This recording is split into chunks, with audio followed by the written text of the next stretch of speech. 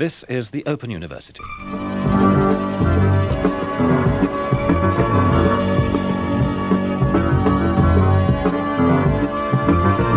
We're 2 weeks into Krambambuli. I think it's actually pronounced as the drink or as the dog it's named after. This album title I chose. This is the moment when the album has become, or was in danger of becoming, lugubrious and chugging and newspapery, because history was unfolding as I recorded the first of the second batch of 5 songs which I'm going to be describing in this video. Baby,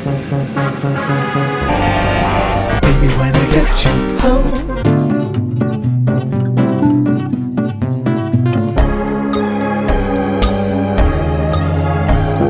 So we're about 2/3 of the way through in 2 weeks.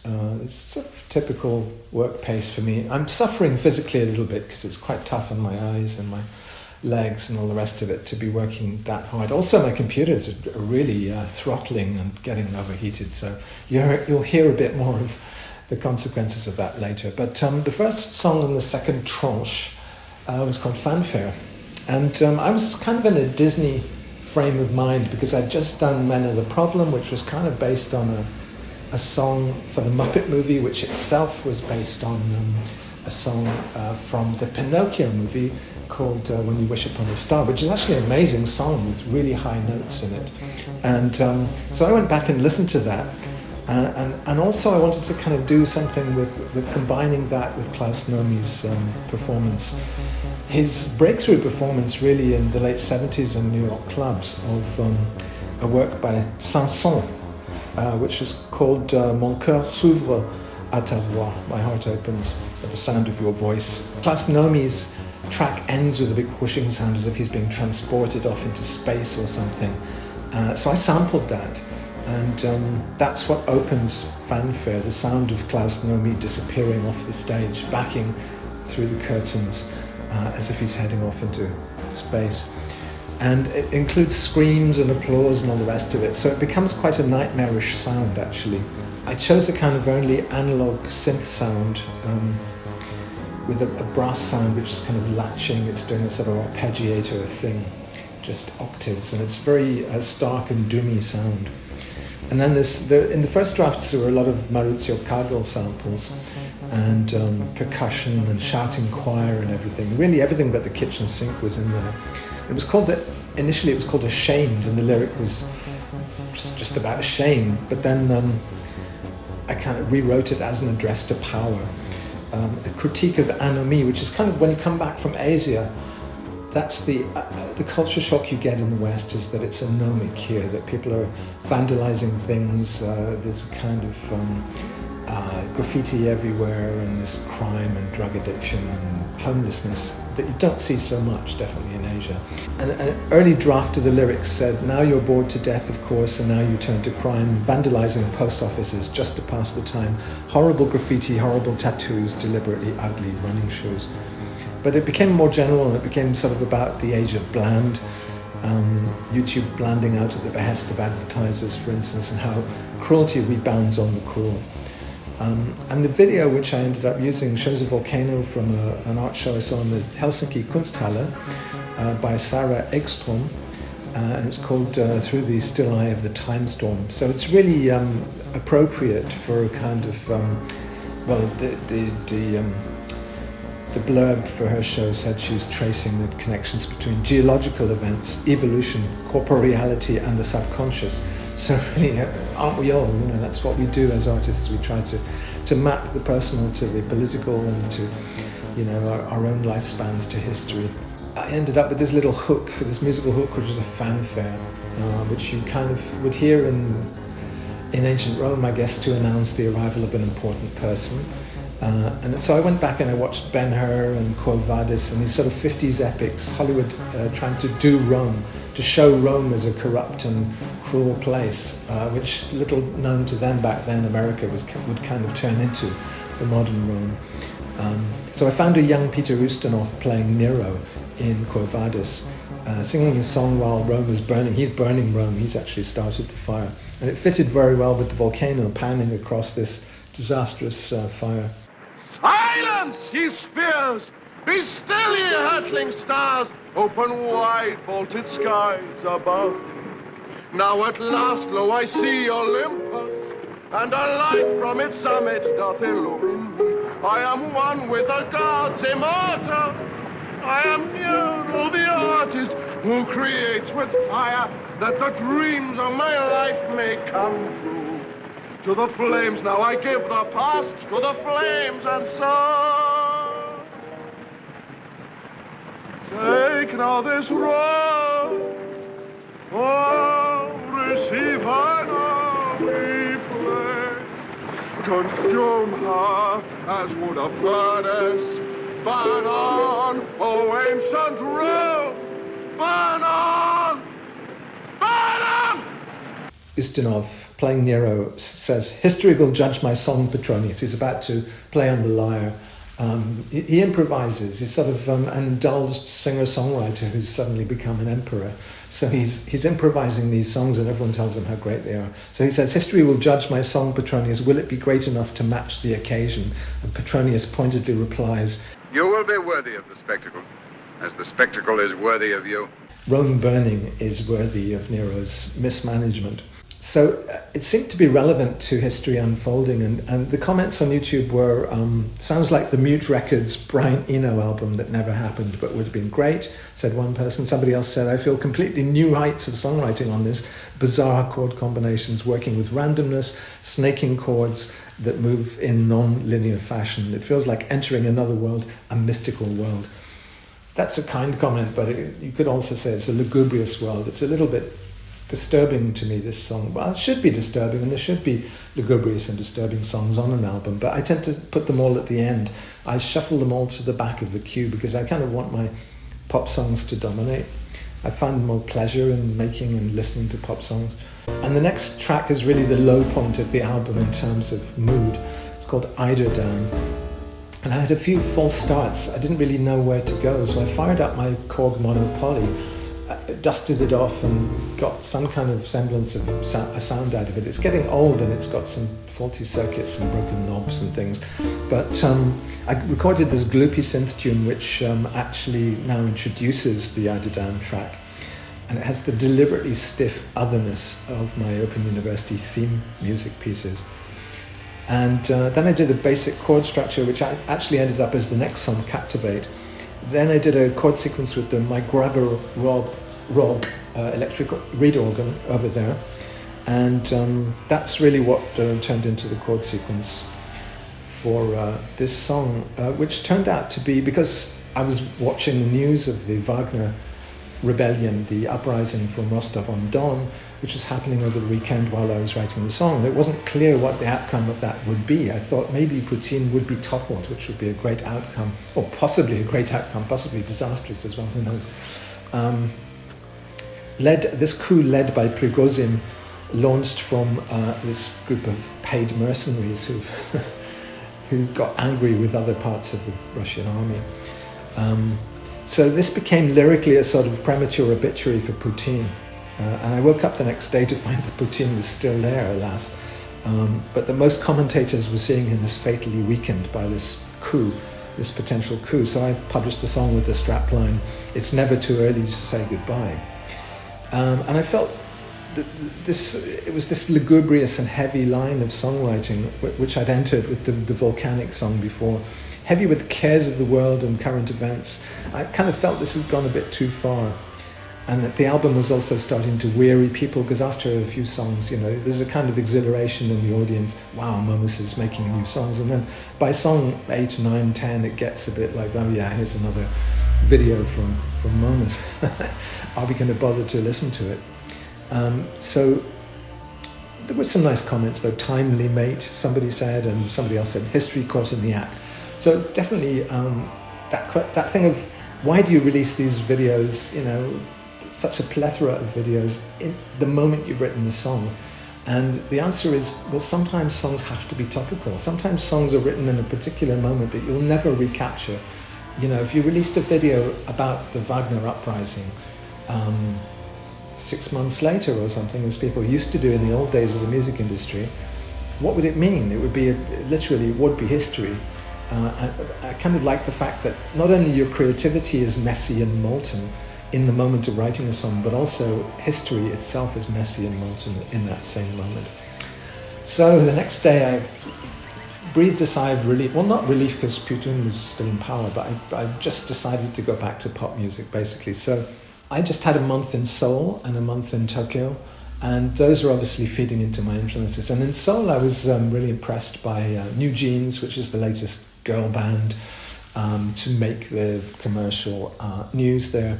My girlfriend Nona was also into New Jeans, so she's been playing them for a few months in Paris as well. And they become one of the biggest girl bands this year, and they have songs called OMG and Attention, and they tend to have the same kind of quite simple, funky 70s style chord sequences, which, because you have a girl band with 5 members, you can have the same chord sequence going over and over again with different arrangement ideas that the producer will feed in. But each member of the band gets a little cameo, and they all have their own different styles and different melodies that they'll fit across that chord sequence. So I thought it would be really interesting for me to try that, to do my take on that, to have a kind of Korean style pop song where I literally sing in Korean. So the first draft of this song was kind of nonsense lyrics from Edward Lear and Mark Bolan. And solitary dancing, synchronized pop star, stupid in the warehouse, Edward Lear. Put your gate boy, nothing is a bubbler. 아무것도 basic 언제 안 접니다. Only fair to warn you, girl, I'm gonna catch you. Take you to the lion's den.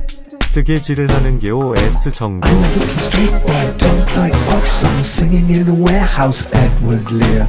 Drive a Rolls Royce cause it's good for my voice. If I really had a choice, I wouldn't have a car. Baby, when I get you home, chiugo, Toraga. Take you to the lion's den.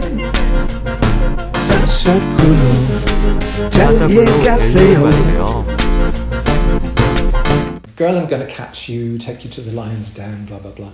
But it was about uncontrolled dancing. So I'd been up to the Treptow market on Sunday and filmed myself in this big empty space which I found there, which was a kind of warehouse.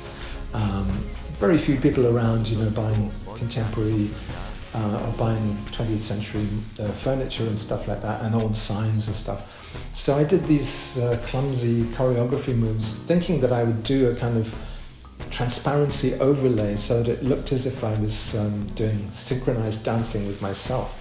And this is it's a very interesting symbol, synchronized dancing, because you have this contrast or tension between individuality. You want each band member to have a personality in these manufactured girl and boy bands, but you also want them to be able to do very tight synchronized movements when they have to as well. So there's a kind of contrast or tension between teamwork, which is the super Asian virtue, of course, and individuality and assertiveness, self-assertiveness, which is the American virtue. And I think Korea, because it's poised culturally right between, say, Japan and America, it's an ideal place to do this kind of music, because it has both the assertiveness and individualism of the Americans, and also the teamwork of the Japanese, or the Asian style teamwork, where everybody, you could say the Japanese girl and boy bands, maybe they're too synchronized, they're too team-like, and the Americans are too anomic and assertive and individualistic. So neither of them can really get this girl band, boy band thing as well as the Koreans are getting it right now. And I kind of made a track, which was finished based on that kind of funky track. And then I was going to upload it to Google, but then I was using, because I work so hard on this computer, it starts throttling. In summer especially, it's hot weather, so the fans work really hard and it gets extremely hot on my lap. And it really slows down badly, especially doing videos. It's terrible. So I started using an old computer and then made the mistake of trying to upload the resulting video from my old computer to YouTube, and then Google thought I was an intruder and started sending codes to my throttling computer saying, confirm that you were really you. And then because the computer was throttling, it was sending the last code at the time you should receive the next code, because these codes expire and they regenerate after a few seconds. So if you don't have your phone handy to, confirm on the YouTube app, you get locked out of your own account for, several hours or even days. I've read accounts of people being locked out for 3 days, So I was forced basically to go to bed and just abandon my attempts to upload this, because I'm now a non-person in terms of Google, using so many Google services, including in this song Google Translate, to get Korean lyrics and to get a voice speaking the Korean lyrics. So it made me realize the extent to which I'm, on my email, whatever, Google, everything, YouTube, everything controlled by Google. But it was actually, in this case, it was a kind of blessing in disguise, because I went off, had some sleep, woke up the next day and thought, this song needs to be about something. It's just a funny nonsense lyric at the moment. So again, the algorithm, YouTube vomited up a Pet Shop Boys song, Jealousy. And I thought, well, that's a good topic. Maybe I'll continue that person. Who is that person singing about he could not hear or see for jealousy? So I thought I'd continue that insecurity theme, that possessiveness theme in my own lyric. And that's really gave the song a sense of purpose and of relatability, which it didn't have before. I sort of had the double meaning of captivate, which is to charm you, but also to enslave you. Seduction is about charming someone, but also, in a way, enslaving someone. There's the paradox, which comes in the chorus of the song, which is that you want to remind someone they have their freedom, but also that you hope they will never use it. So, of course, it returns to personal themes after the political songs that I've just been doing, but also it makes a bridge between the sort of dictatorship in politics and dictatorship in personal relationships, which is a sort of uncomfortable theme, but one we all have to deal with in our lives.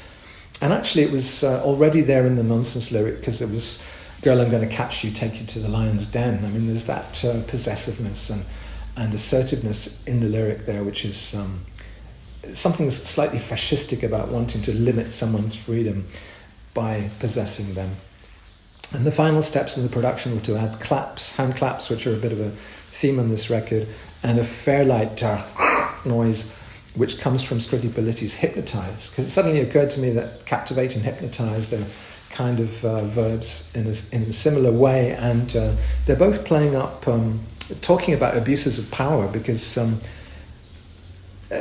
when you seduce, it's an attempt to gain power over someone. So hypnotize, girl, call me up when you've thought of something new for me to do.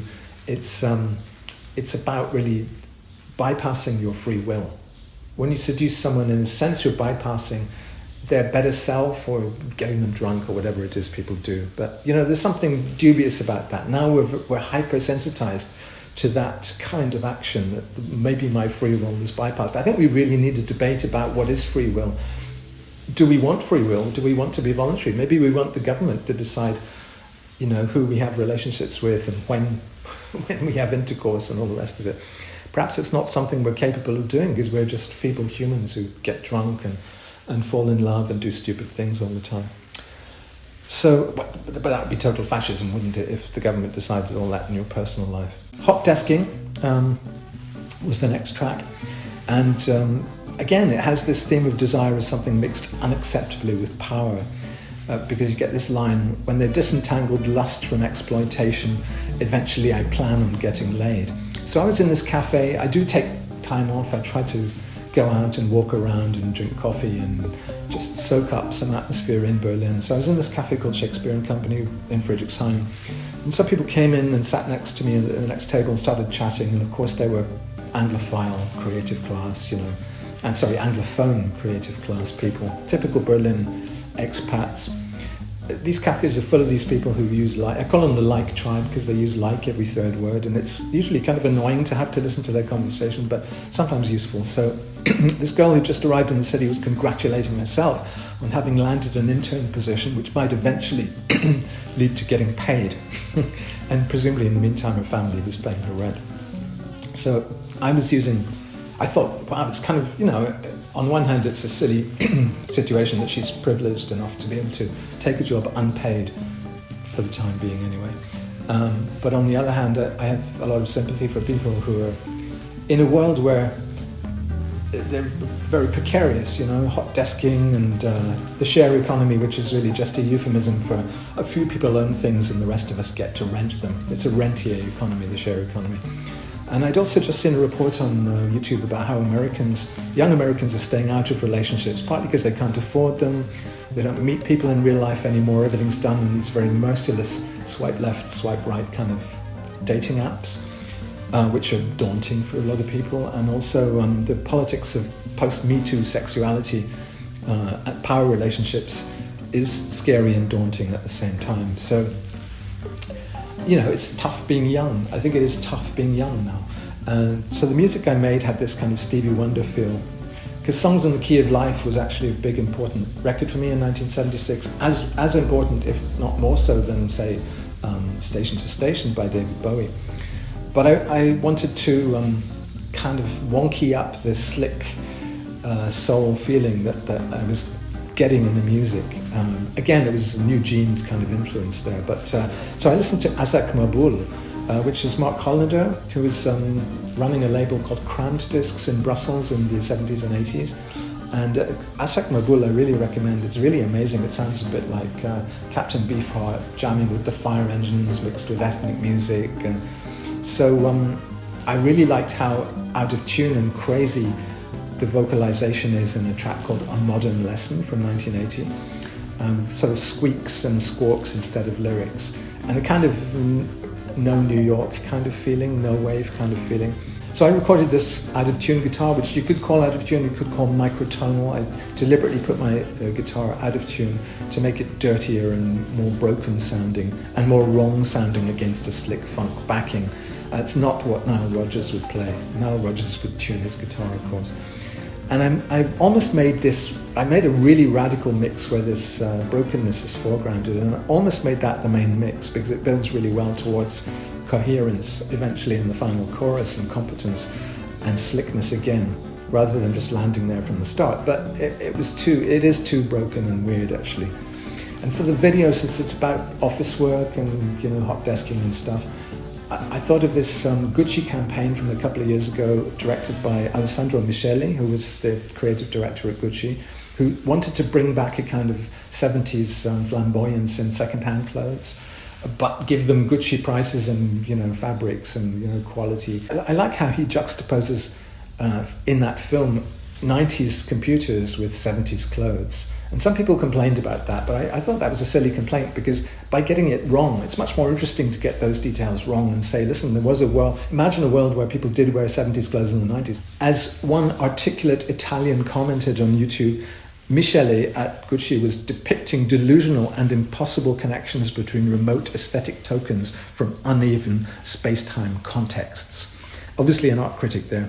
And that also interests me a lot because, for instance, the out-of-tune guitar was deliberately kind of changing the context of the music. I need to keep having strange juxtapositions and collage kind of effects in my music to create parallel worlds, as I keep saying. It kind of creates a world in your imagination which isn't just a pastiche, it's not just retro.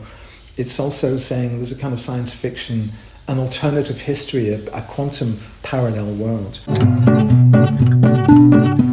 I've got an intern job that might become a situation, and one day I may even be getting paid. And when they disentangled lust from exploitation, eventually I plan on getting laid. Nobody seems to want to think you might be happy. Everybody just assumes you must be sad. Nobody sings a song that might seem sappy. Quisling lingo coined by the misery board. Santa say our days may disappoint us. Good news travels slow, good guys run last. Bozos with no taste try to define us. Shrinking down a world that should be vast. Nobody seems to want to think you might be happy. Everybody just assumes you must be sad. Nobody sings a song that might seem sappy.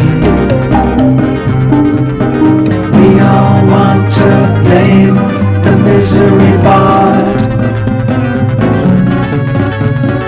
who makes solid plans we're manifesting. Life goes on but got a little hard. We share what the mighty own, we're all hot desking. Quisling lingo coined by the misery board.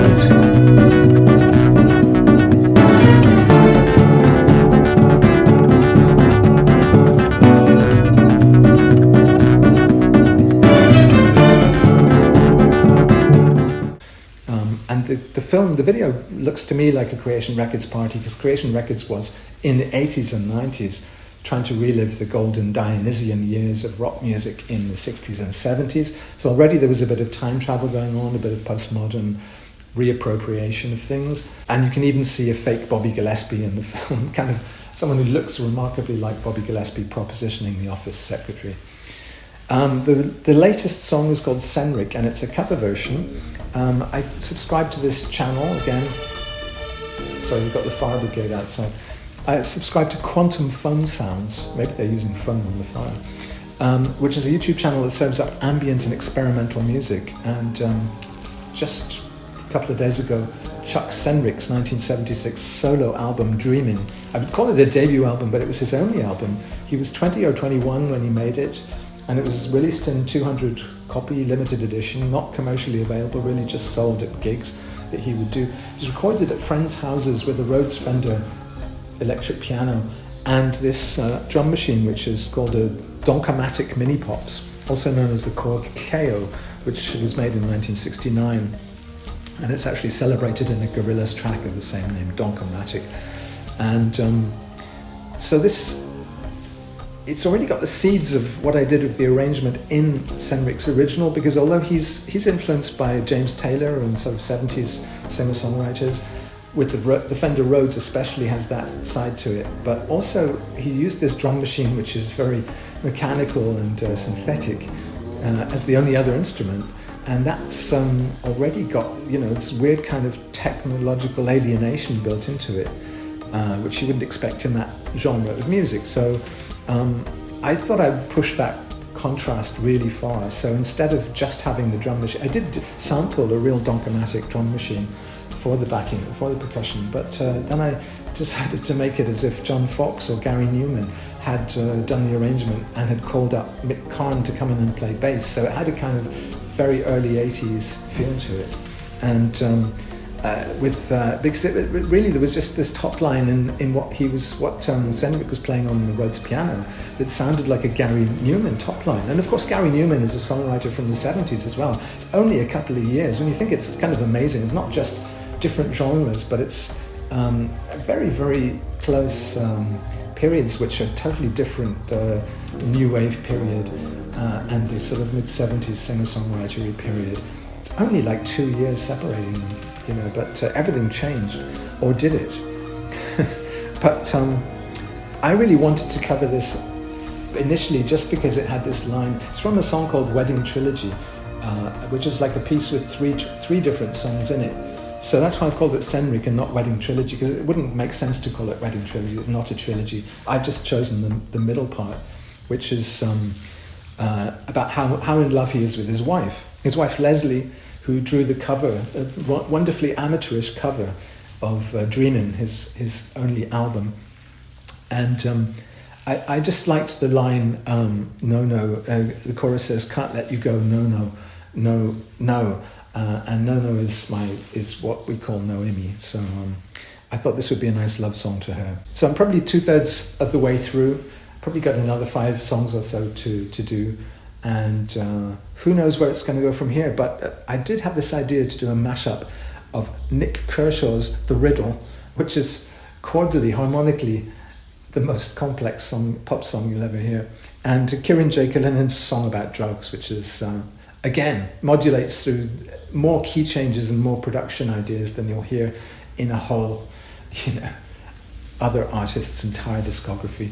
That's to look forward to. Open University.